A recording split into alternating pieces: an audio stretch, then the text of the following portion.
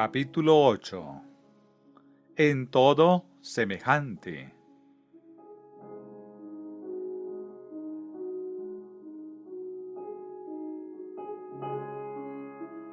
Debe ser particularmente notado que en el primero y en el segundo capítulos de Hebreos, el tema y debate acerca de la persona de Cristo es especialmente con respecto a la estrecha relación de Cristo con Dios y con el hombre, especialmente concerniente a la naturaleza y forma.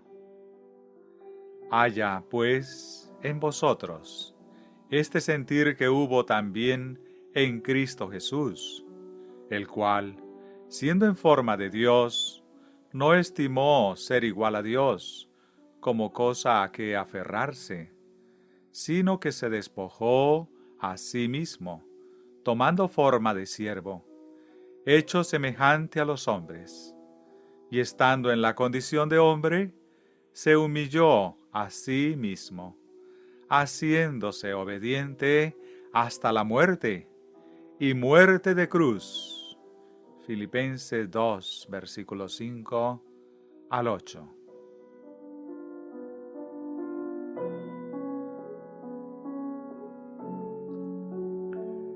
Cuando Jesús se despojó a sí mismo, Él vino a ser hombre, y Dios fue revelado en el hombre. Cuando Jesús se despojó a sí mismo, por un lado apareció el hombre, y por el otro apareció Dios. De esta manera Dios en él y el hombre hicieron la paz, porque Él es nuestra paz, que de ambos pueblos hizo uno, aboliendo en su carne las enemistades, para crear en sí mismo de los dos un solo y nuevo hombre, haciendo la paz. Efesios 2, versículo 14 y 15.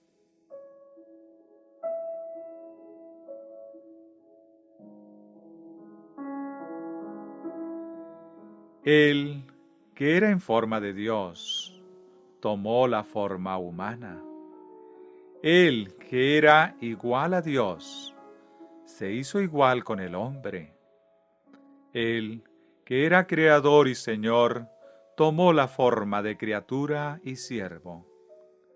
Él, que era la semejanza de Dios, fue hecho en la semejanza del hombre.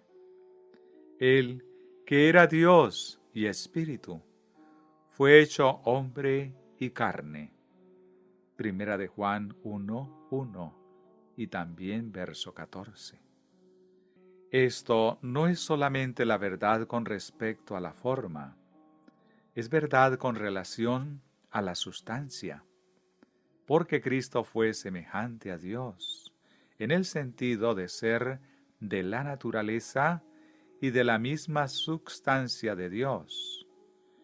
Él fue hecho en la semejanza del hombre, y en el sentido de ser igual al hombre, en naturaleza y en la misma sustancia del hombre.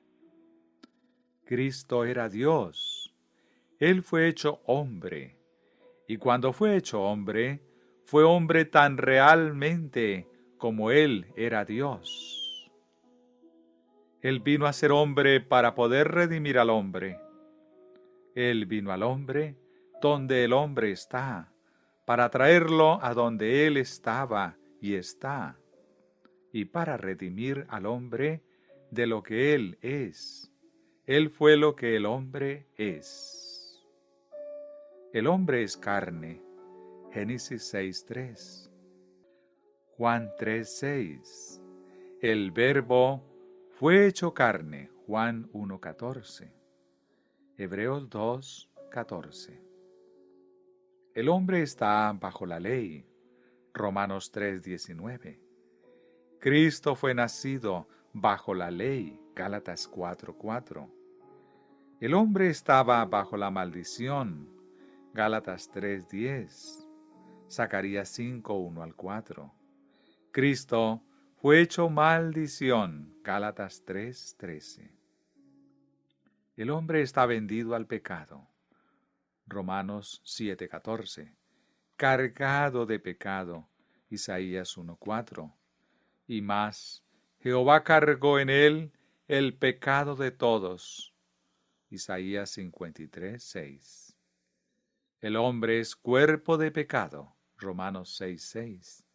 Y Dios por nosotros lo hizo pecado. Segunda de Corintios 5:21.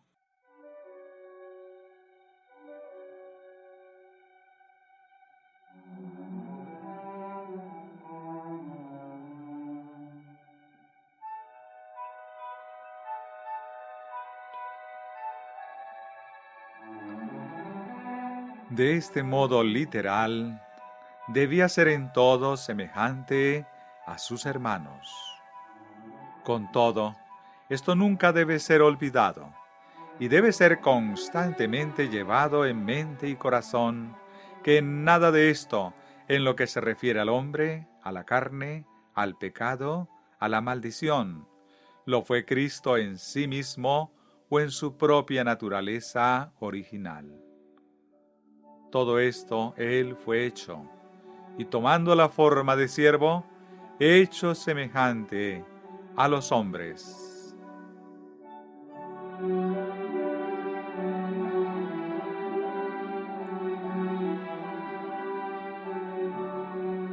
En todo esto, fue Cristo hecho lo que antes Él no era, para que el hombre pudiera ser hecho ahora y siempre lo que Él no es. Cristo era el Hijo de Dios.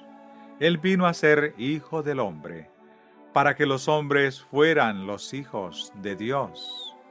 Gálatas 4:4. Primera de Juan 3:1. Cristo era Espíritu. Primera de Corintios 15:45. Él fue hecho carne, para que el hombre que es carne sea hecho espíritu. Juan 3:6. Romanos 8, versículo 8 al 10.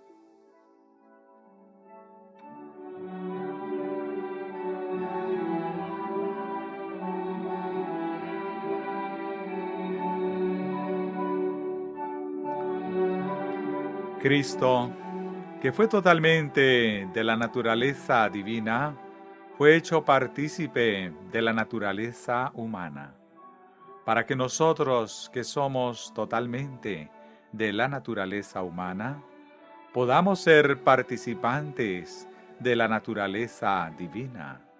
Segunda de Pedro 1:4. Cristo, que no conoció pecado, fue hecho pecado, aún en la pecaminosidad del hombre, para que nosotros, que no conocemos la justicia, seamos hechos justicia, aún la justicia de Dios.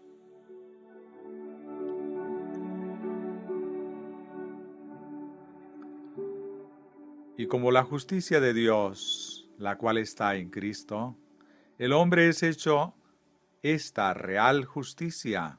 Por tanto, el pecado del hombre, el que Cristo fue hecho en la carne, fue real pecado. Tan cierto como nuestros pecados, que están en nosotros, son reales para nosotros, de igual manera, cuando esos pecados fueron puestos sobre Él, fueron real pecado para Él.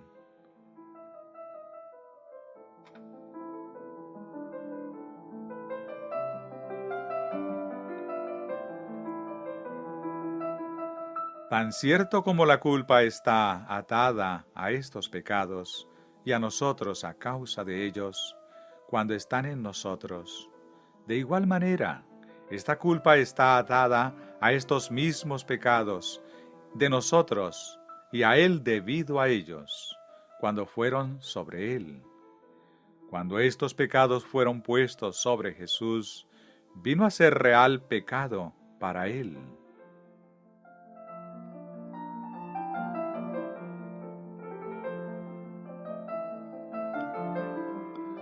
Como el sentido de condenación y desaprobación de nuestros pecados es real para nosotros, de igual manera, este mismo sentido de condenación y desaprobación a causa de la culpa de los pecados fue reconocido por Cristo cuando estos pecados nuestros fueron puestos sobre Él.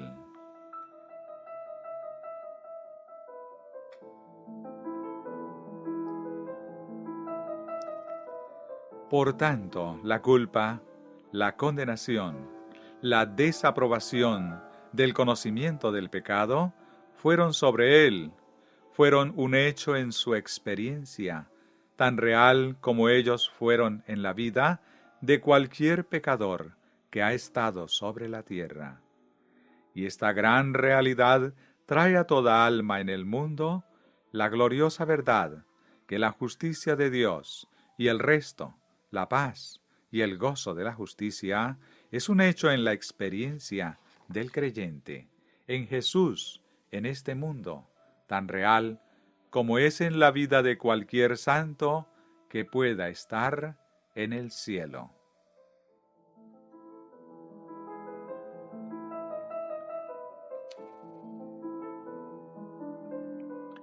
El que conoció la altura de la justicia de Dios, adquirió también el conocimiento de la profundidad del pecado del hombre.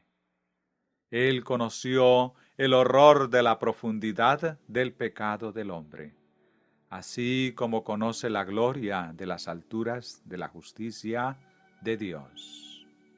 Y por esto, por su conocimiento, justificará a mi siervo a muchos. Isaías 53, 11. Por este conocimiento, Él puede liberar a todo pecador de la profundidad del pecado y levantarlo a las alturas de la justicia, aún la misma justicia de Dios.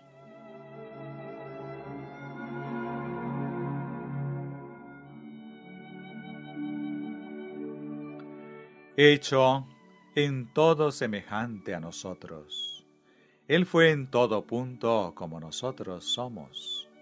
Tan completo fue esto que Él pudo decir, como nosotros podemos decir la misma verdad: no puedo yo hacer nada por mí mismo. Juan 5:30.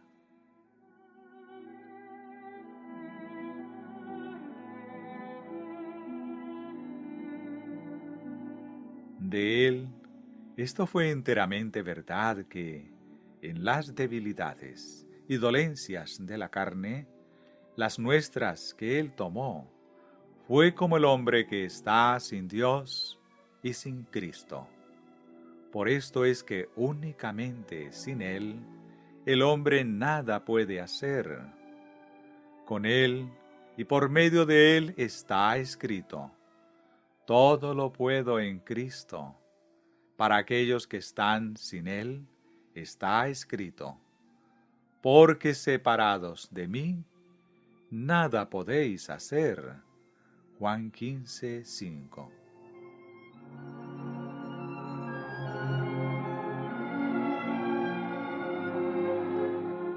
Por lo tanto, cuando Él mismo dice, no puedo yo hacer nada por mí mismo, esto hace cierto que en la carne, debido a nuestras debilidades que tomó, debido a nuestra pecaminosidad heredada y existente, las cuales fueron puestas sobre Él e impartidas a Él, fueron en sí mismas, en esa carne, exactamente como es en el hombre, que en las debilidades de la carne está cargado con pecados existentes y hereditarios, y que está sin Dios.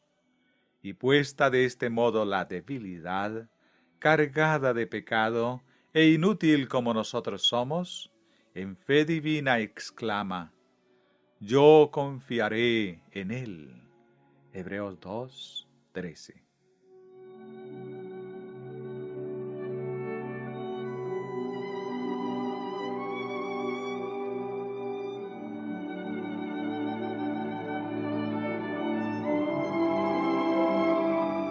Él vino a buscar y a salvar lo que se había perdido. Y salvando lo perdido, vino a lo perdido donde nosotros estamos. Él se colocó a sí mismo en medio de lo perdido. Él fue contado con los transgresores. Él fue hecho pecado desde el punto de la debilidad y dolencias de lo perdido. Confió en Dios para que lo librara y lo salvara.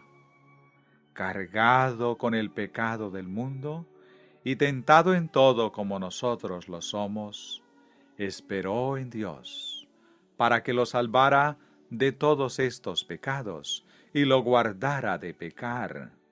Salmos 69, 1 al 21, capítulo 71, versículo 1 al 20, capítulo 22, verso 1 al 22, capítulo 31, versículo 1 al 5.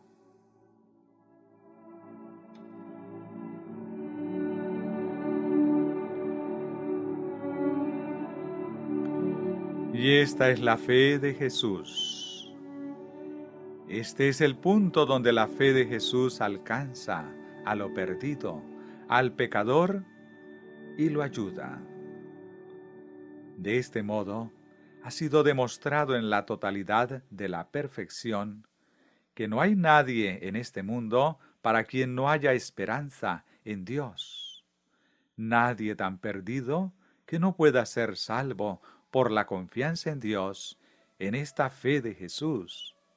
Y en esta fe de Jesús, en lugar de lo perdido, esperó en Dios y confió en Él para la salvación del pecado y el poder para no pecar. Y esta, su victoria, es la que ha traído a toda alma en el mundo la fe divina por la cual todo hombre puede esperar en Dios, y confiando puede hallar el poder de Dios para liberarlo del pecado y guardarlo de pecar. Esa fe, la que él ejerció y por la que obtuvo la victoria sobre el mundo, la carne y el mal, esa fe es su don gratuito para todo pecador en el mundo. Y de esta manera, esta es la victoria que vence al mundo, nuestra fe. Y esta es la fe de la cual Él es el autor y consumador.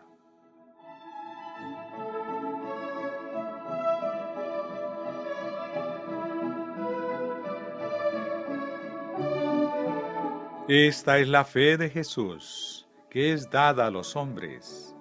Esta es la fe de Jesús, que debe ser recibida por los hombres para que sean salvos. Esta es la fe de Jesús, que ahora, en el tiempo del mensaje del tercer ángel, debe ser recibida y observada por aquellos que serán salvos de adorar a la bestia y a su imagen, y capacitarlos para guardar los mandamientos de Dios. Esta es la fe de Jesús, mencionada en las palabras finales del mensaje del tercer ángel. Aquí están los que guardan los mandamientos de Dios y la fe de Jesús.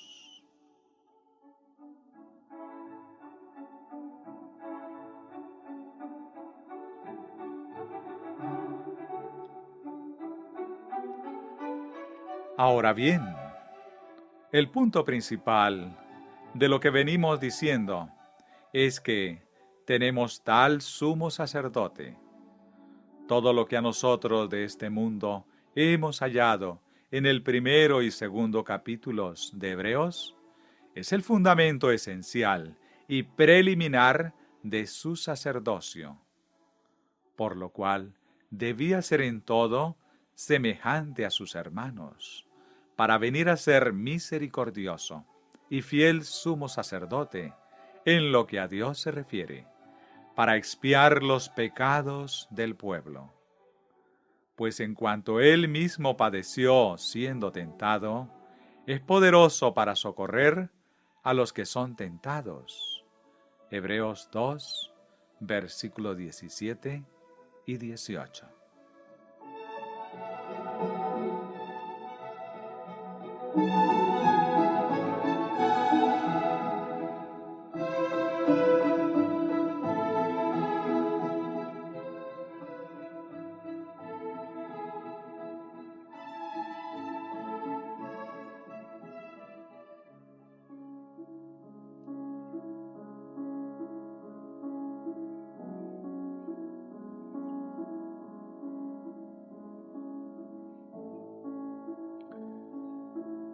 Capítulo 9.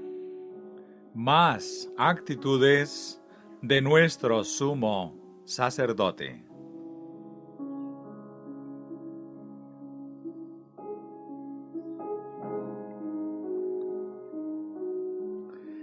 Tal es el tema de los primeros 2 capítulos de Hebreos. Y en esto, el tercer capítulo abre, o mejor dicho, el gran tema continúa con la hermosa exhortación. Por tanto, hermanos santos, participantes del llamamiento celestial, considerad al apóstol y sumo sacerdote de nuestra profesión, Cristo Jesús, el cual es fiel al que lo constituyó, habiendo presentado a Cristo en la carne, como Él fue hecho, en todo, semejante a los hijos de los hombres, en nuestro más cercano parentesco. Ahora nosotros pedimos considerar a Jesús en su fidelidad en esa posición.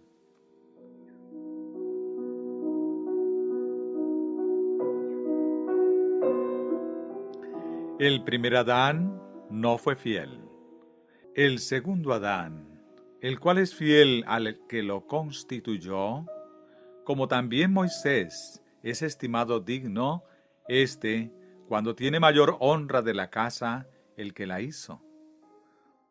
Porque toda casa es hecha por alguno, pero el que hizo todas las cosas es Dios. Y Moisés, a la verdad, fue fiel en toda la casa de Dios, como siervo, para testimonio de lo que se iba a decir.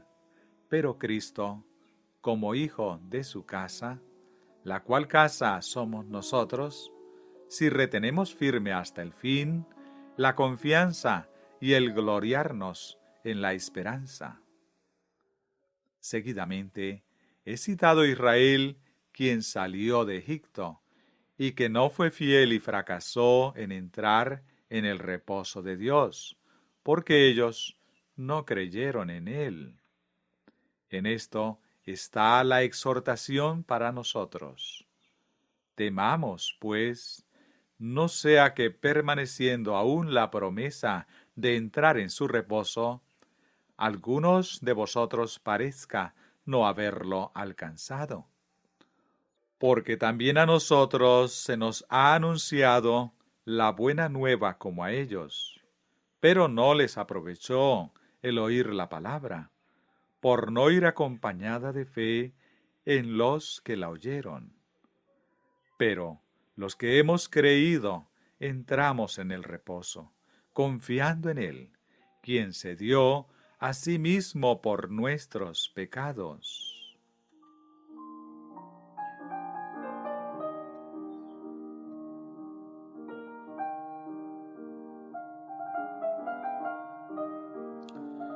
Nosotros entramos en el reposo del perdón y de todos nuestros pecados, a través de nuestra fe en Él, quien fue fiel en todo deber y bajo toda tentación de la vida.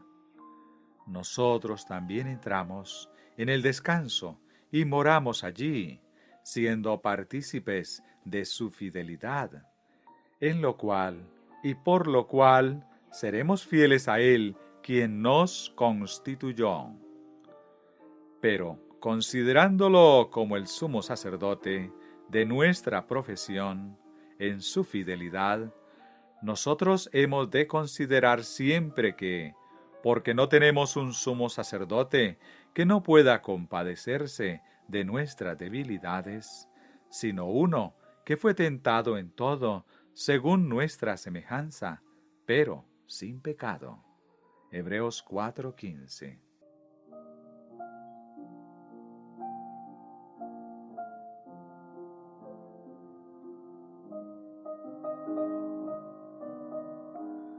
Cuando no tenemos un sumo sacerdote que no pueda compadecerse de nuestras debilidades, tenemos un sumo sacerdote que pudo ser tentado según nuestras debilidades.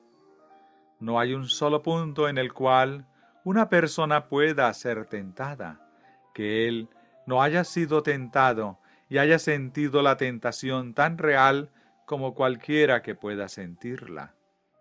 Pero, aunque él fue en todo tentado, como nosotros lo somos, y sintió el poder de ella como cualquiera, con todo fue fiel, y a través de ella él pasó sin pecado. Y por la fe en él, en su fidelidad, toda alma puede encontrarse con la tentación y pasar a través de ella sin pecar.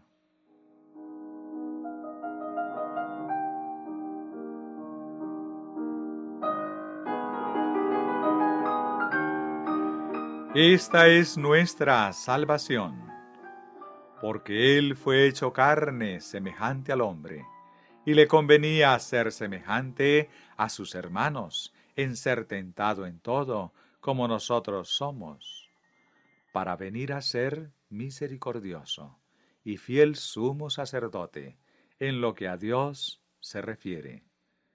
Y esto no sólo para hacer reconciliación por el pueblo, sino también socorrer a los caídos que demandan la ayuda y asistir y liberar del sufrimiento a los que son tentados.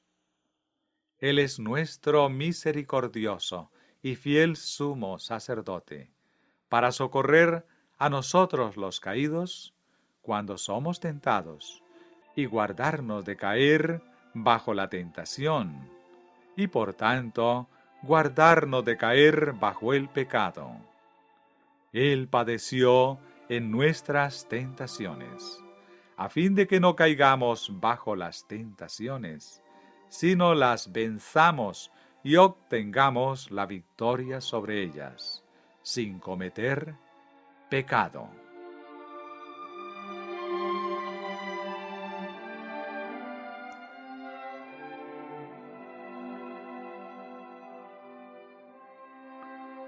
Por tanto, teniendo un gran sumo sacerdote que traspasó los cielos, Jesús, el Hijo de Dios, retengamos nuestra profesión.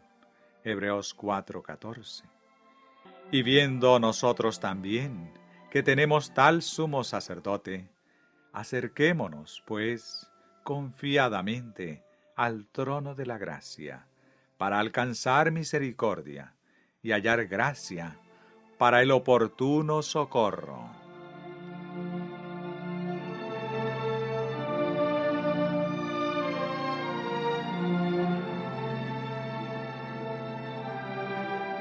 Además, en la presentación para nuestra consideración de nuestro sumo sacerdote en su fidelidad, está escrito: porque todo sumo sacerdote, tomado de entre los hombres, es constituido a favor de los hombres, en lo que a Dios se refiere, para que presente ofrendas y sacrificios por los pecados, para que se muestre paciente con los ignorantes y extraviados, puesto que Él también está rodeado de debilidades.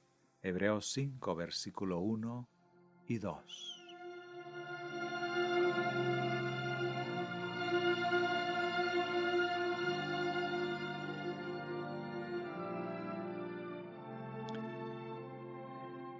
Y esto es el porqué, es que Él debía ser misericordioso y fiel sumo sacerdote en lo que se refiere a Dios, para llevar a muchos hijos a la gloria y llegar a ser el autor de nuestra salvación y ser compasivo con las debilidades, para ser probado por la tentación, para ser hombre de tristezas y familiarizado con el dolor.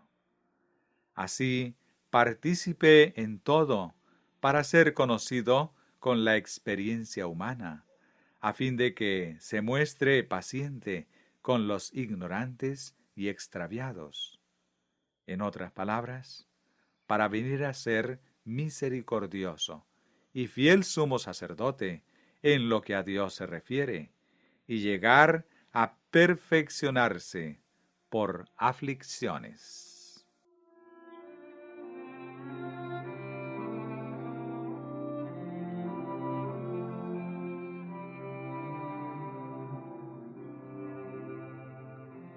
Y nadie toma para sí esta honra, sino el que es llamado por Dios, como lo fue Aarón.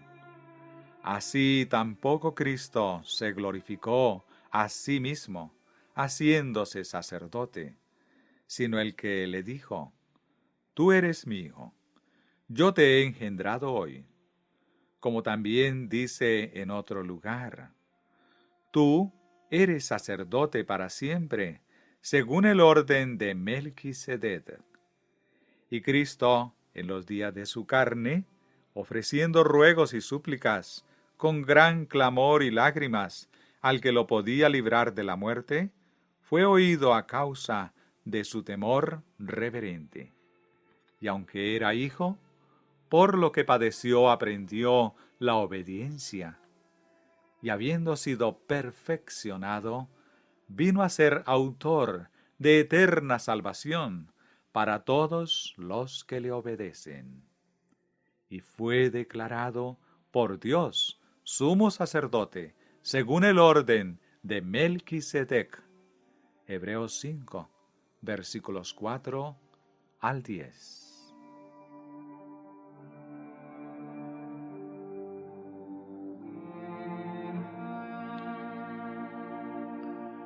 Y esto fue hecho sin juramento, porque los otros, ciertamente sin juramento, fueron hechos sacerdotes. Pero éste, con el juramento del que le dijo: Juró el Señor y no se arrepentirá. Tú eres sacerdote para siempre, según el orden de Melquisedec. Por tanto, Jesús es hecho fiador de un mejor pacto.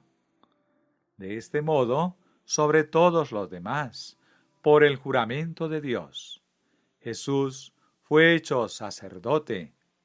Por esta razón, y por lo tanto, tenemos tal sumo sacerdote.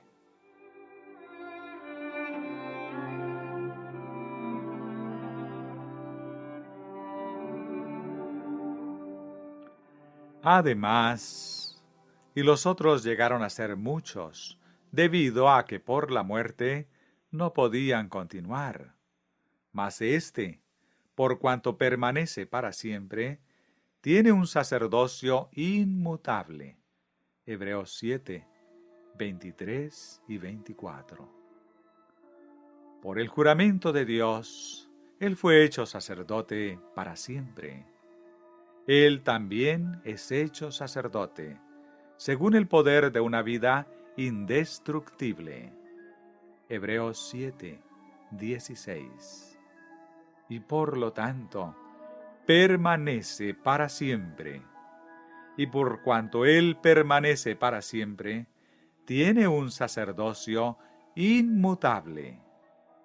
Y a causa de esto, por lo cual puede también salvar eternamente a los que por Él se acercan a Dios, viviendo siempre para interceder por ellos.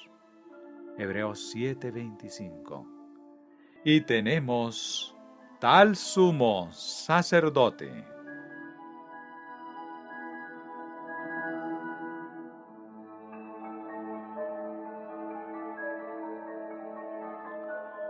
Porque tal sumo sacerdote nos convenía, santo, inocente, sin mancha, apartado de los pecadores, y hecho más sublime que los cielos, que no tiene necesidad cada día, como aquellos sumos sacerdotes, de ofrecer primero sacrificios por sus propios pecados, y luego por los del pueblo, porque esto lo hizo una vez para siempre, ofreciéndose a sí mismo, porque la ley constituye sumos sacerdotes a débiles hombres.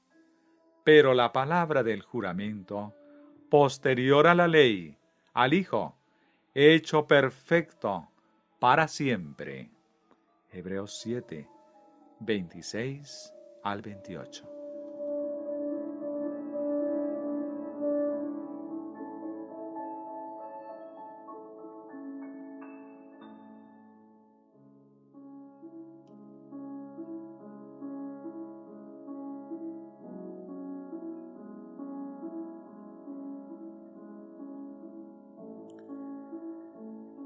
Capítulo 10. El punto principal.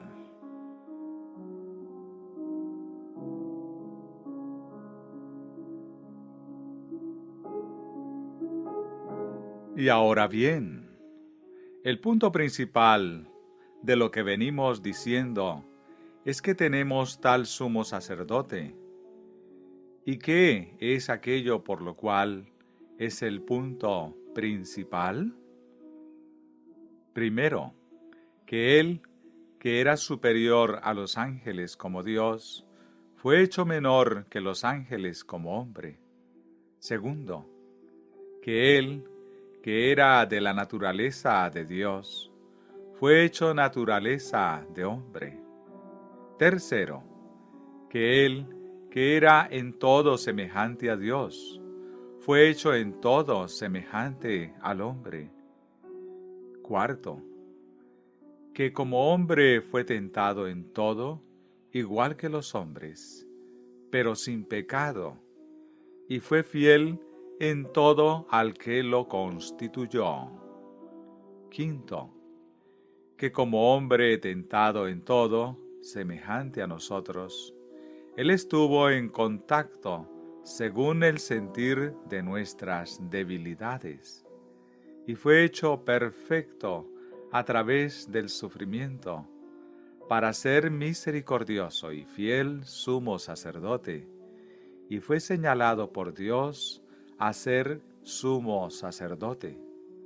Sexto, que por el poder de una vida sin fin, Él fue hecho sumo sacerdote. Séptimo, y que por el juramento de Dios, Él fue hecho sumo sacerdote. Tales son las especificaciones de la palabra de Dios. El punto principal de lo que venimos diciendo es que tenemos tal sumo sacerdote.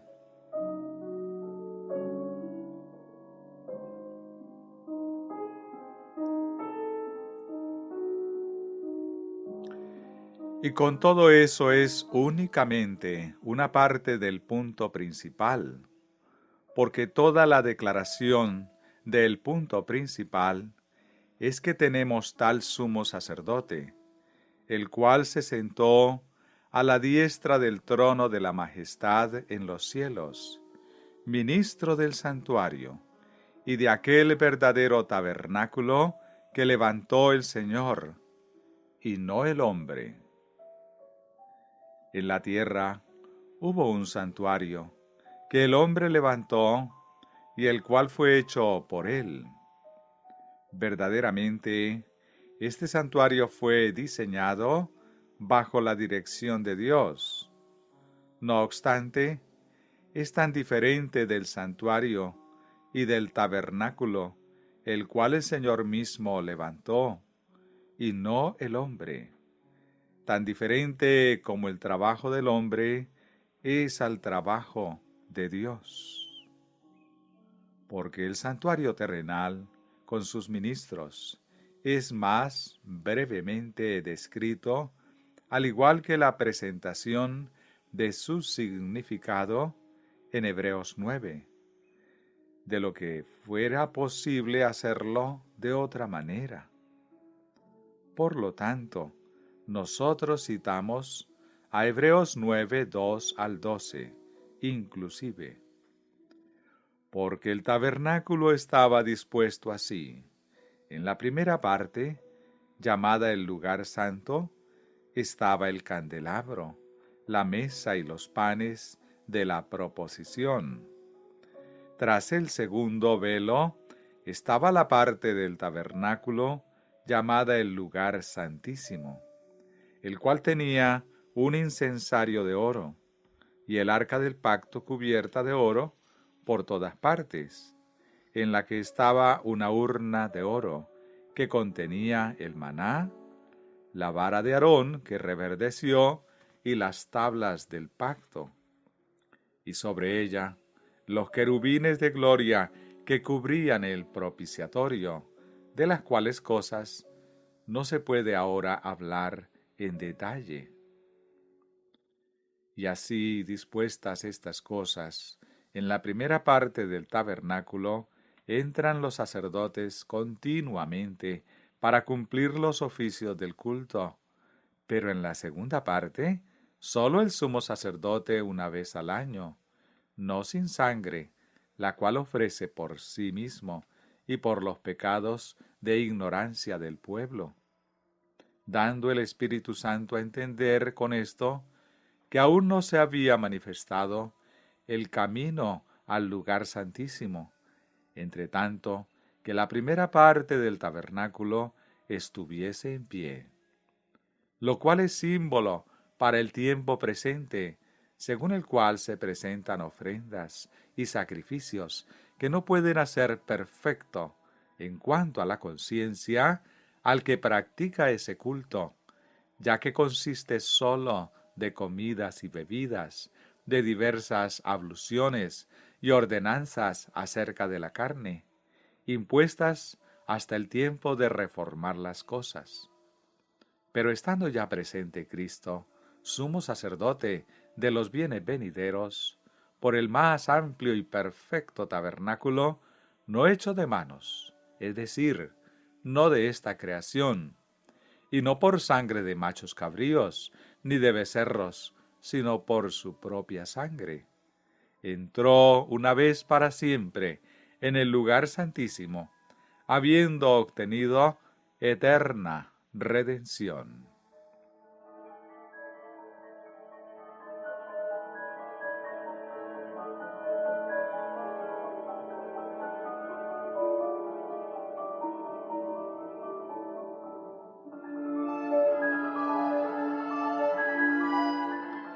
El santuario fue únicamente figura, y fue sólo una figura para el tiempo presente.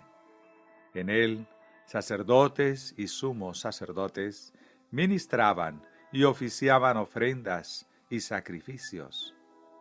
Pero todo este sacerdocio, ministerio de ofrendas y sacrificios, era igualmente en el santuario sólo una figura para el tiempo presente, porque todo esto no puede nacer perfecto en cuanto a la conciencia.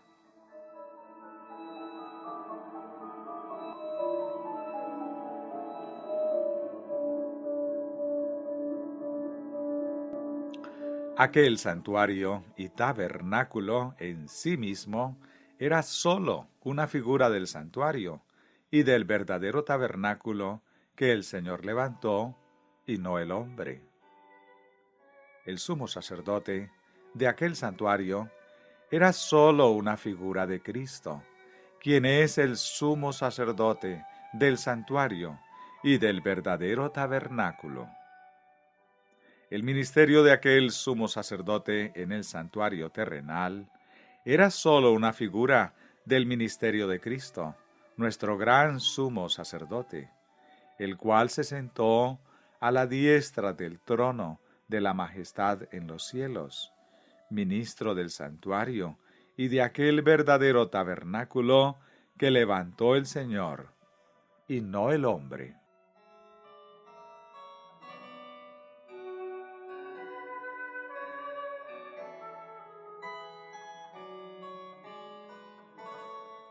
Las ofrendas del sacerdocio en el ministerio del santuario en la tierra fueron sólo una figura de la ofrenda de Cristo, el verdadero sumo sacerdote. En su ministerio en el santuario y en el verdadero tabernáculo.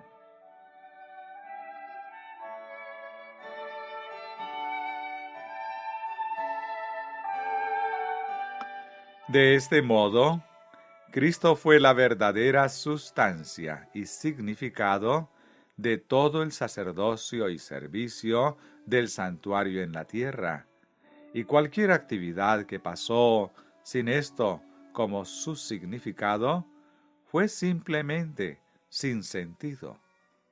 Y tan cierto como Cristo es el verdadero sacerdote del cristianismo, de lo cual el sacerdocio levítico era una figura, ciertamente el santuario, del cual Cristo es ministro, es el verdadero santuario del cristianismo, del cual el santuario terrenal de la dispensación levítica era una figura. Y así está escrito.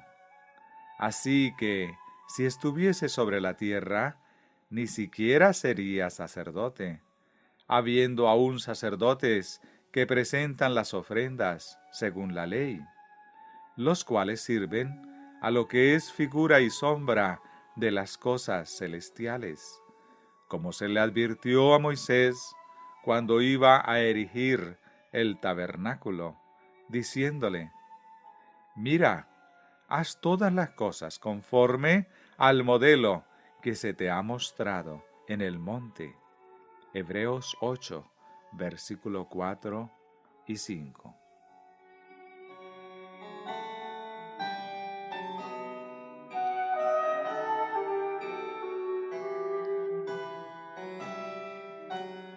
Fue, pues, necesario que la figura de las cosas celestiales fuesen purificadas así, pero las cosas celestiales mismas, con mejores sacrificios que estos, porque no entró Cristo en el santuario hecho de mano, figura del verdadero, sino en el cielo mismo, para presentarse ahora por nosotros ante Dios. Y en el cielo mismo, en la dispensación cristiana, fue visto el trono de Dios, y el altar de oro, y un ángel con el incensario de oro, y la ofrenda del incienso con las oraciones de los santos. Y de la mano del ángel subió a la presencia de Dios el humo del incienso con las oraciones de los santos. Apocalipsis 4, versículo 5. Capítulo 8, versículo 2 al 4. También en este tiempo fue visto en el cielo mismo el templo de Dios, y el templo de Dios fue abierto en el cielo, y el arca de su pacto se veía en el templo. Apocalipsis 11, 19. Capítulo 15, versículos 5 al 8. Capítulo 16, versículo 1. También fue visto uno semejante al Hijo del Hombre, con las vestiduras de sacerdote. Apocalipsis 1, versículo 13.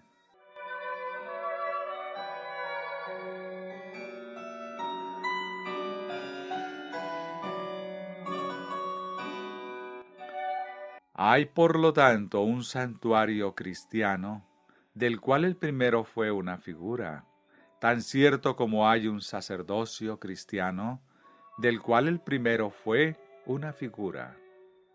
Hay un ministerio de Cristo, nuestro sumo sacerdote, en este santuario cristiano, tan cierto como hubo un ministerio en el primer sacerdocio y un santuario terrenal. Ahora bien, el punto principal de lo que venimos diciendo es que tenemos tal sumo sacerdote, el cual se sentó a la diestra del trono de la majestad en los cielos, ministro del santuario y de aquel verdadero tabernáculo que levantó el Señor y no el hombre.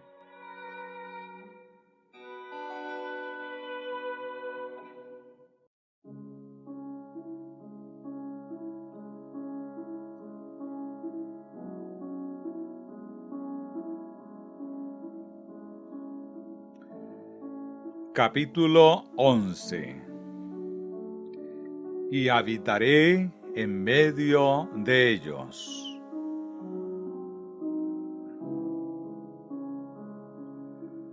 Cuando el Señor le dio a Israel las promesas y las instrucciones para hacer el santuario, lo cual es símbolo para el tiempo presente, dijo: y harán un santuario para mí, y habitaré en medio de ellos.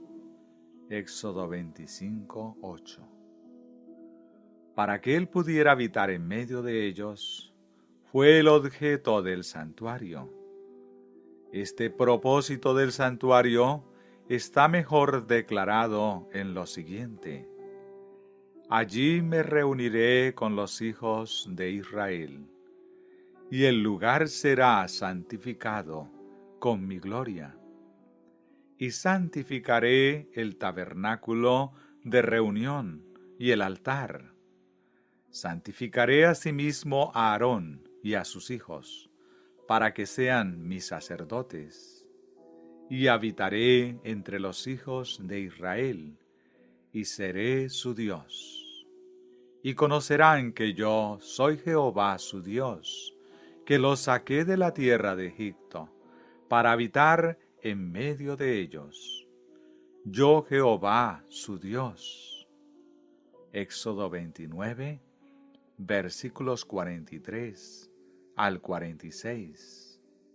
Levíticos 26, versículo 11 y 12.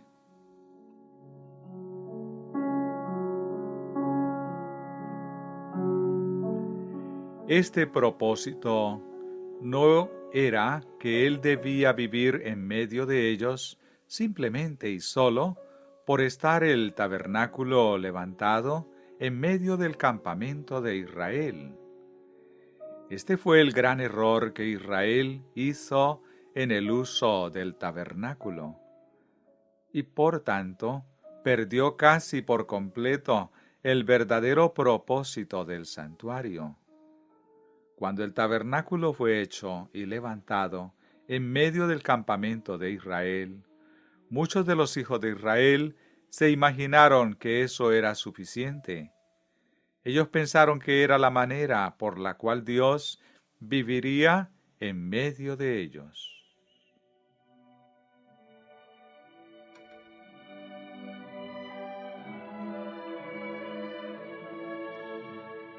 Es verdad que por medio de la Shekinah, Dios vivió en el santuario, pero el santuario, con su espléndido moblaje, levantado en medio del campamento, no era el todo del santuario.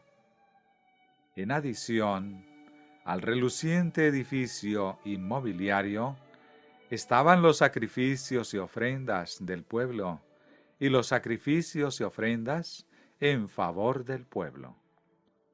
Estaban los sacerdotes en su continuo servicio, y estaba el sumo sacerdote en su santo ministerio.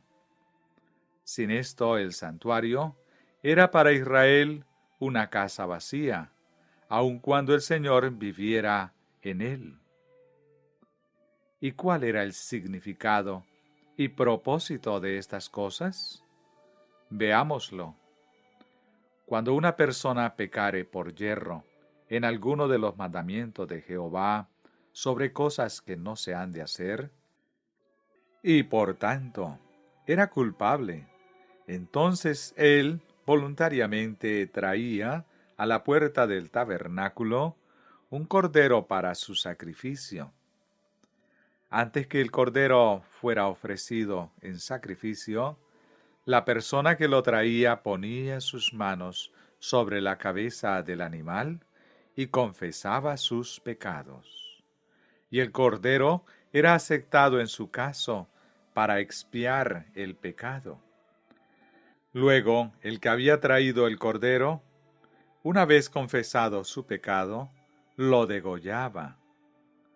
Su sangre era recogida en una vasija. Alguna parte de la sangre era rociada sobre el altar del holocausto. el cual estaba a la puerta del tabernáculo. Una parte de la sangre era puesta sobre los cuernos del altar del incienso, que estaba en el tabernáculo de la reunión. Una parte de ella era rociada 7 veces delante de Jehová hacia el velo del santuario, y el resto era derramada al pie del altar del holocausto, que estaba a la puerta del tabernáculo de la reunión. El cordero mismo era quemado sobre el altar del holocausto. Y de todo este servicio está escrito en conclusión: y le hará el sacerdote expiación por su pecado que ha cometido, y será perdonado.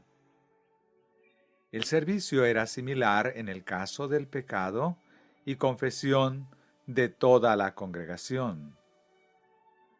También había un servicio similar que consistía en un continuo servicio mañana y tarde en favor de toda la congregación.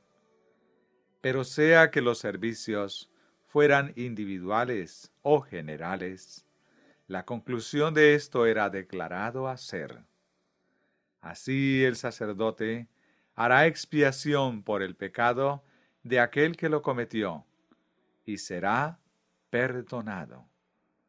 Ver Levíticos 1 al 15.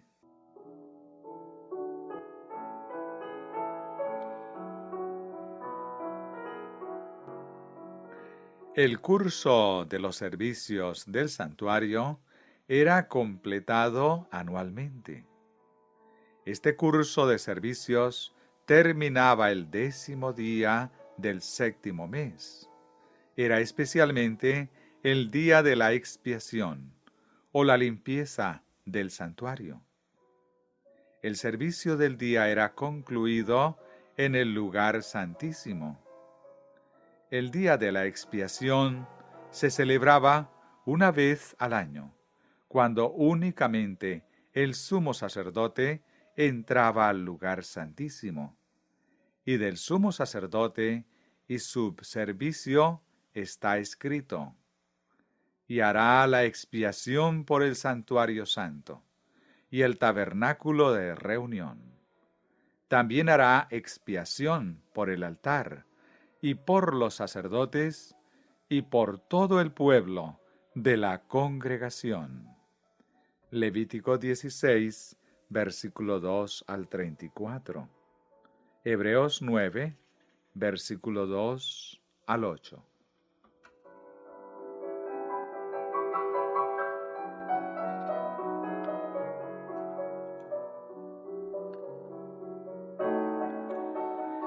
De este modo, los servicios del santuario y las ofrendas del sacrificio y el ministerio de los sacerdotes y del sumo sacerdote era la realización de la expiación para el perdón y la limpieza del pueblo, a causa del pecado y la culpa, y debido a que se había hecho algo contra algunos de los mandamientos de Jehová en cosas que no se han de hacer. La expiación debía ser hecha y el perdón obtenido. Expiación literalmente significa reparar algo que está equivocado. Reconciliación hecha entre Dios y el hombre. El pecado y la culpa los había separado de Dios, porque en estos servicios ellos eran hechos expiación con Dios. Perdón literalmente del latín es perdonare, donar, dar. Perdonar es dar por el pecado.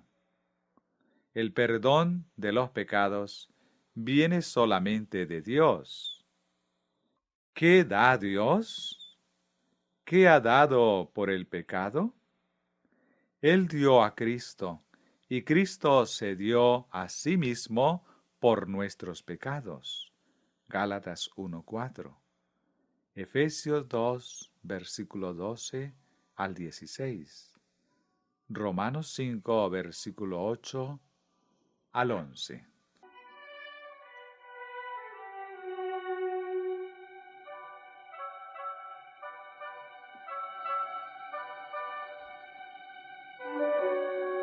Por lo tanto, cuando un individuo o toda la congregación de Israel había pecado y deseaba el perdón, todo el problema y el plan del perdón, de la expiación, de la salvación, era realizado afuera en presencia de todos.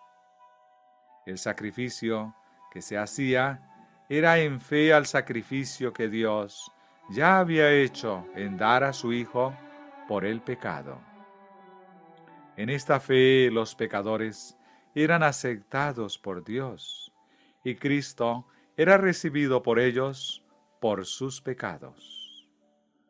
Así que ellos eran hechos uno con Dios, y de esta manera Dios vivía en medio de ellos. Esto es, que Él habitaría en cada corazón y viviría en cada vida, para hacer a ese corazón y vida santos, inocentes, sin contaminación y separados de los pecadores. Y al levantar el tabernáculo en medio del campamento de Israel, era una ilustración, una lección objetiva y sugestiva de la verdad que habitaría en cada individuo. Efesios 3, versículo 16 al 19.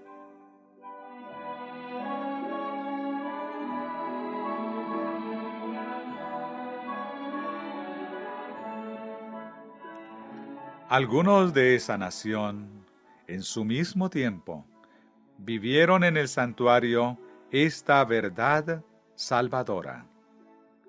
Pero como cuerpo, en todas las edades Israel perdió este objetivo, y en la sola idea de que Dios habitaba en el tabernáculo en medio del campamento, tuvieron escasa experiencia de su presencia personal, habitando en sus vidas individualmente.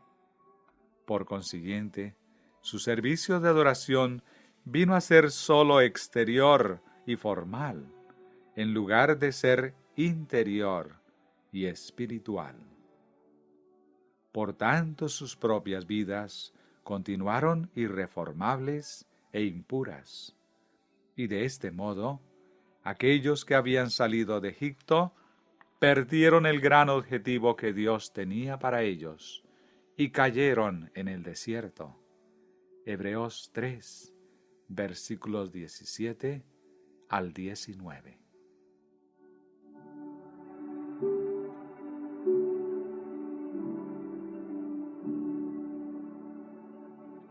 El mismo error fue hecho por el pueblo que después de ellos había pasado a la tierra de Canaán.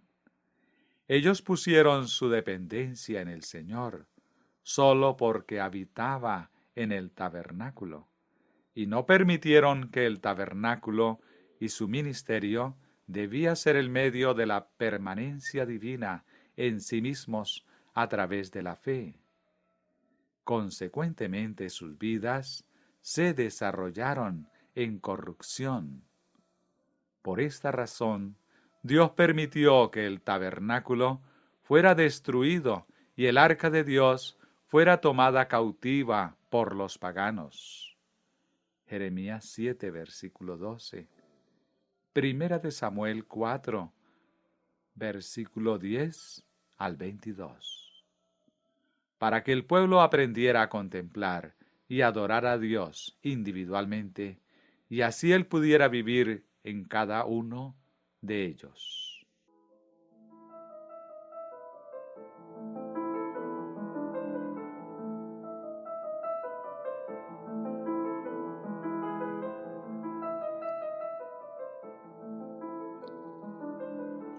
Después de la ausencia del tabernáculo y su servicio de en medio de Israel por casi 100 años, fue restaurado por David y fue colocado en el gran templo que fue edificado por Salomón. Pero una vez más, su verdadero propósito se perdió de vista gradualmente. El formalismo, con sus servicios malvados, crecía incesantemente, hasta que en Israel el Señor fue urgido a exclamar: aborrecí, abominé vuestras solemnidades, y no me complaceré en vuestras asambleas. Y si ofreciereis vuestros holocaustos y vuestras ofrendas, no los recibiré, ni miraré a las ofrendas de paz de vuestros animales encordados. Quita de mí la multitud de tus cantares, pues no escucharé las salmodías de tus instrumentos. Pero corra el juicio como las aguas, y la justicia como el impetuoso arroyo. Amós 5, 21 al 24.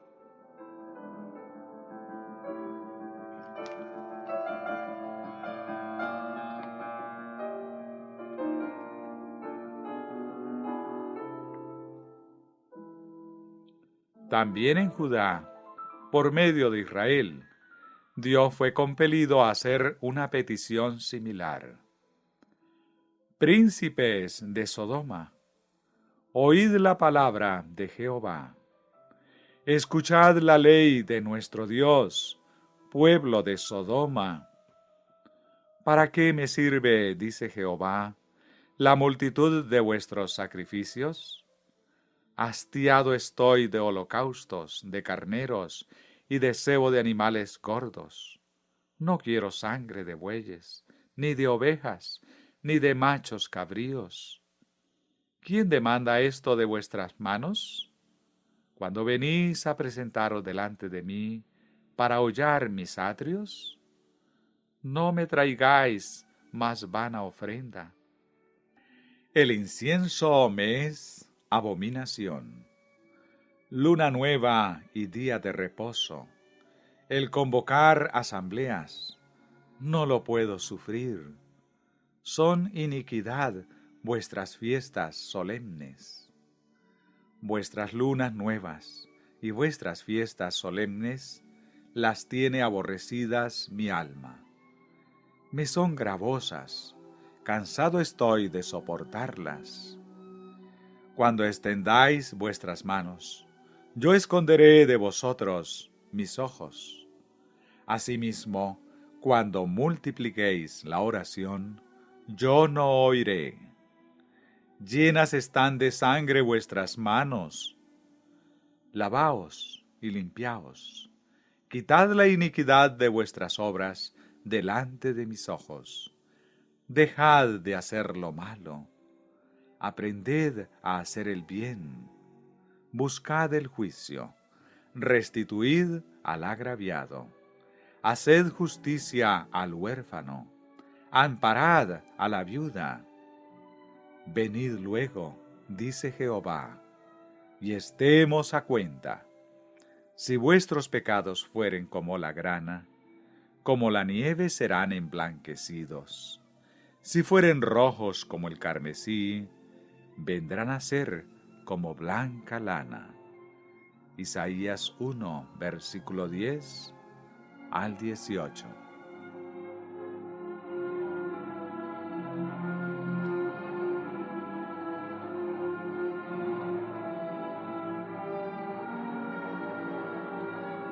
No obstante, los ruegos del Señor no fueron respetados. Israel fue por lo tanto llevado cautivo, y sus tierras fueron dejadas desoladas a causa de sus maldades. Y la misma suerte cayó sobre Judá.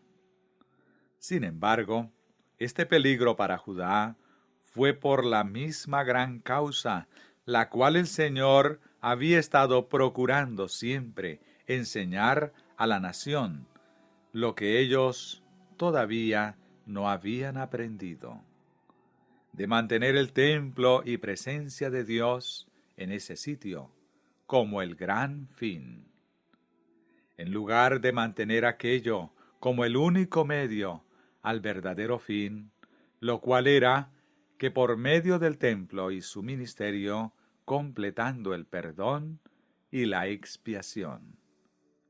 El que habitaba en el templo, habitaría en ellos mismos. Y por tanto, otra vez el Señor suplicó a su pueblo por medio de Jeremías, que él podía salvarlos de sus errores, y debían ver y recibir la gran verdad del real significado y propósito del templo y su servicio.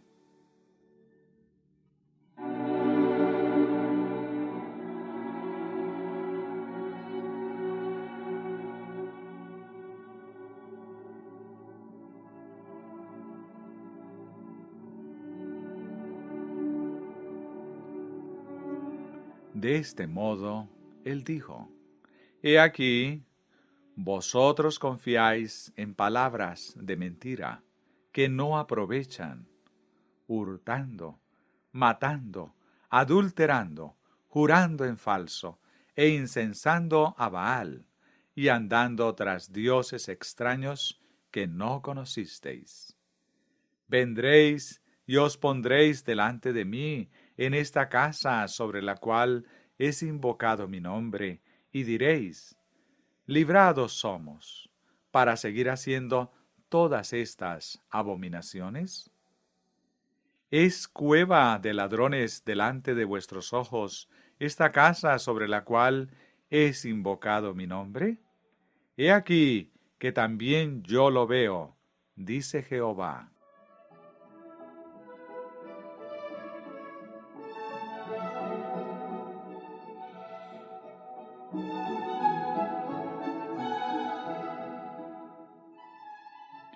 Andad ahora a mi lugar en Silo, donde hice morar mi nombre al principio, y ved lo que le hice por la maldad de mi pueblo Israel. Ahora pues, por cuanto vosotros habéis hecho todas estas obras, dice Jehová, y aunque os hablé desde temprano y sin cesar, no oísteis, y os llamé, y no respondisteis. Haré también a esta casa, sobre la cual es invocado mi nombre, en la que vosotros confiáis, y a este lugar que di a vosotros y a vuestros padres, como hice a Silo. Os echaré de mi presencia, como eché a todos vuestros hermanos, a toda la generación de Efraín. Tú, pues, no ores por este pueblo, ni levantes por ellos clamor ni oración, ni me ruegues, porque no te oiré. Oh, si mi cabeza se hiciese aguas, y mis ojos fuente de lágrimas, para que llore día y noche los muertos de la hija de mi pueblo. Oh, ¿quién me diese en el desierto un albergue de caminantes, para que dejase a mi pueblo, y de ellos me apartase? Porque todos ellos son adúlteros, congregación de prevaricadores para la verdad en la tierra, porque de mal en mal procedieron, y me han desconocido, dice Jehová. Jeremías 7, versículos 8 al 16. Capítulo 9, versículos 1 al 3.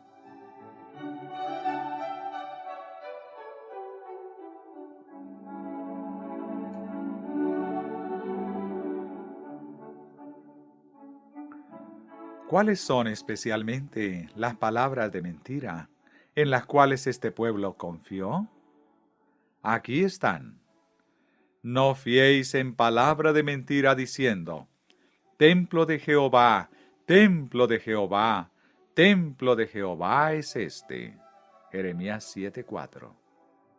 De este modo, es perfectamente claro que el pueblo, aunque caminando a través de la forma de culto y del servicio del templo, acudían a todo esto solamente como formas, perdiendo enteramente el propósito del templo y su servicio, lo cual era que Dios podía reformar y hacer santas las vidas de todos, viviendo en ellos individualmente.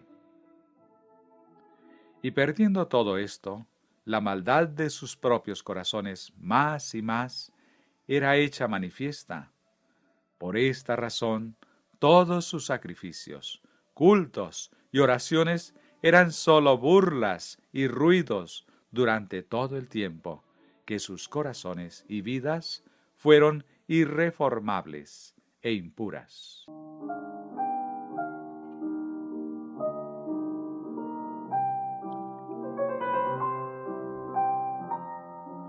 Por lo tanto, palabra de Jehová que vino a Jeremías, diciendo: Ponte a la puerta de la casa de Jehová, y proclama allí esta palabra.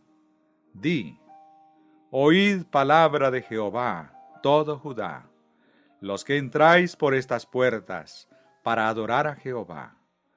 Así ha dicho Jehová de los ejércitos, Dios de Israel: Mejorad vuestros caminos y vuestras obras, y os haré morar en este lugar. No fiéis en palabra de mentira diciendo: Templo de Jehová, templo de Jehová, templo de Jehová es este. Pero, si mejorareis cumplidamente vuestros caminos y vuestras obras, si con verdad hiciereis justicia entre el hombre y su prójimo, y no oprimiereis al extranjero, al huérfano y a la viuda, ni en este lugar derramareis la sangre inocente, ni anduviereis en pos de dioses ajenos para mal vuestro, os haré morar en este lugar, en la tierra que di a vuestros padres para siempre. Jeremías 1, versículo 1 al 7.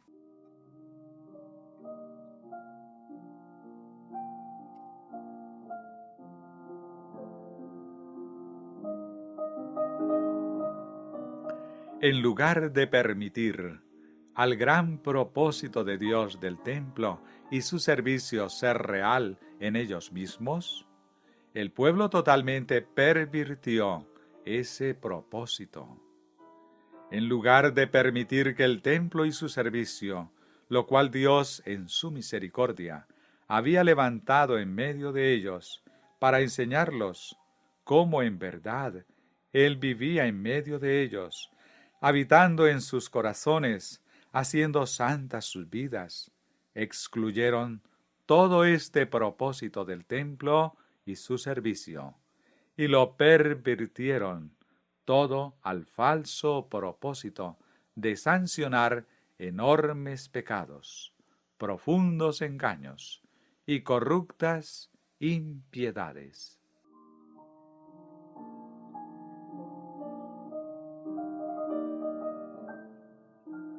Para tal sistema no había remedio sino destrucción. De acuerdo con esto, la ciudad fue sitiada y capturada por los paganos. El templo, su santa y hermosa casa, fue destruida, y la ciudad y el templo fueron transformados en destrucción y negras ruinas. El pueblo fue llevado cautivo a Babilonia, donde su tristeza y el profundo sentimiento de sus pérdidas los indujo a buscar, hallar y adorar al Señor a tal punto que reformaron sus vidas, que si lo hubieran hecho cuando el templo permanecía todavía, éste habría permanecido para siempre. Salmos 137, versículos 1 al 6.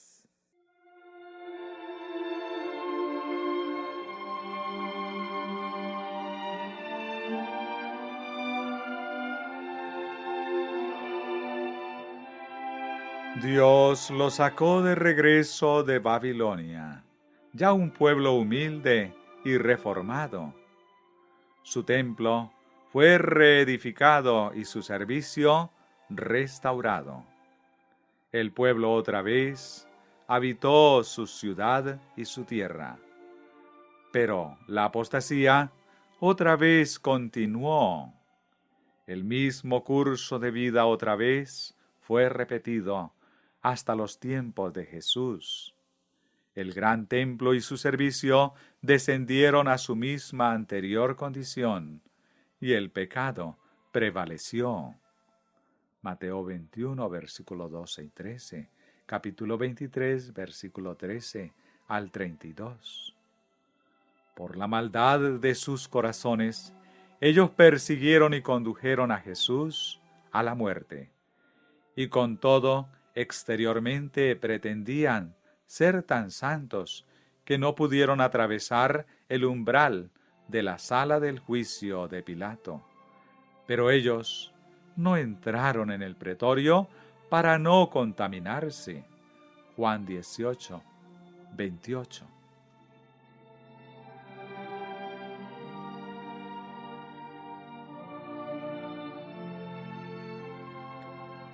Y el llamado del Señor al pueblo fue todavía el mismo como lo había hecho anteriormente, que ellos debían de encontrar en sus propias vidas personales el significado del templo y su servicio, y por tanto ser salvos del destino que había alcanzado su nación a través de toda la historia, a causa de este mismo error que nuevamente estaban repitiendo.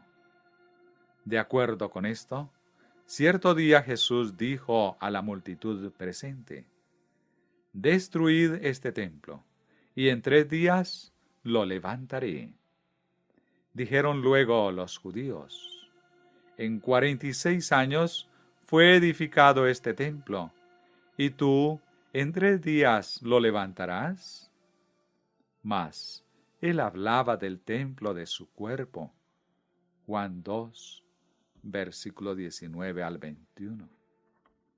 Cuando Jesús habló en el templo de esta manera al pueblo, refiriéndose al templo de su cuerpo, él todavía estaba procurando, como lo había hecho a través de toda la historia, que ellos lograran percibir que el gran propósito del templo y su servicio era que por medio de su ministerio y servicio allí conducido, Dios habitaría y caminaría en ellos mismos, como moraba en el templo, haciendo santa su habitación en ellos, como su habitación en el templo hizo santo el lugar, a fin de que sus cuerpos pudieran ser verdaderamente el templo del Dios viviente, por la habitación de Dios en ellos y el continuo caminar con ellos.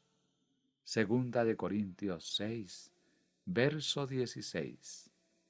Primera de Corintios 3, verso 16 y 17.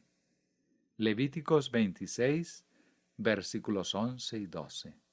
Segunda de Samuel 7, versículos 6 y 7.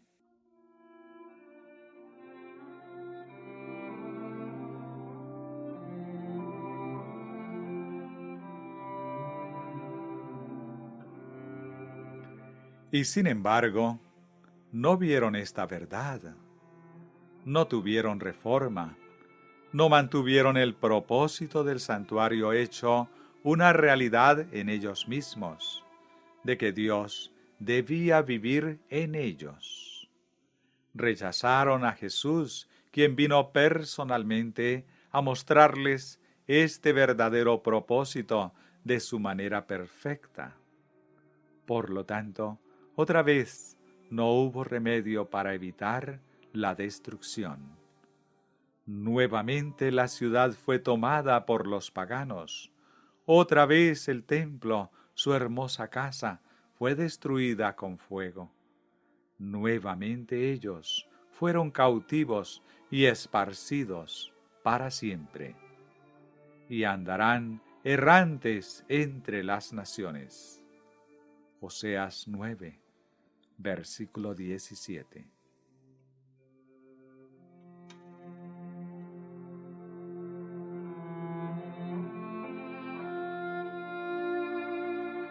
Una vez más, permita ser enfatizado que el santuario terrenal, el templo terrenal, con su ministerio y servicio, fue sólo una figura del verdadero, el cual, con su ministerio y servicio, fue entonces en el cielo.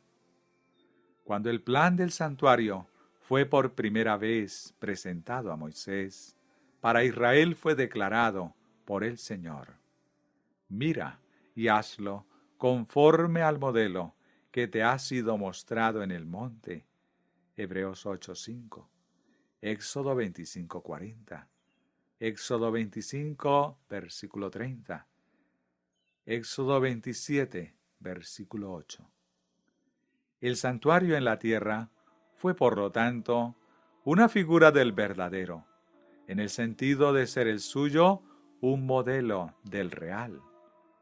El ministerio y su servicio en la tierra fueron una figura del verdadero, en el sentido de ser modelo de los reales, la figura de las cosas celestiales. Hebreos 9, versículo 23 al 24.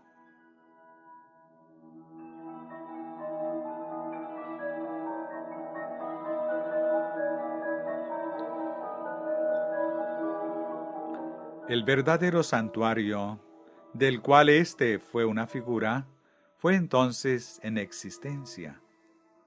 Pero en las tinieblas y la confusión de Egipto, Israel había perdido el verdadero concepto de esto, al cual que otras cosas que fueron explicadas a Abraham, Isaac y a Jacob.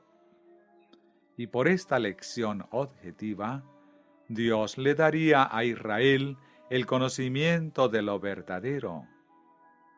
No fue, por lo tanto, una figura en el sentido de ser un tipo de algo por venir, que todavía no existía, sino una figura en el sentido de ser una lección objetiva y visible representación de lo que entonces existía, pero era invisible, para educarlos en tal experiencia en fe y en verdadera espiritualidad, a fin de que pudieran ver lo invisible.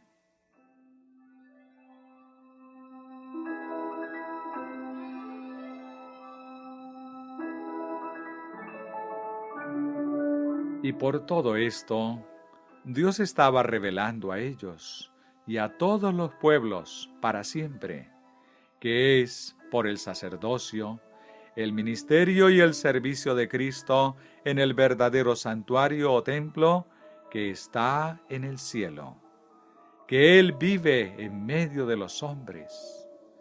Él estaba revelado que en esta fe de Jesús, el perdón del pecado y la expiación es suministrada a los hombres, a fin de que Dios habite en ellos y camine con ellos.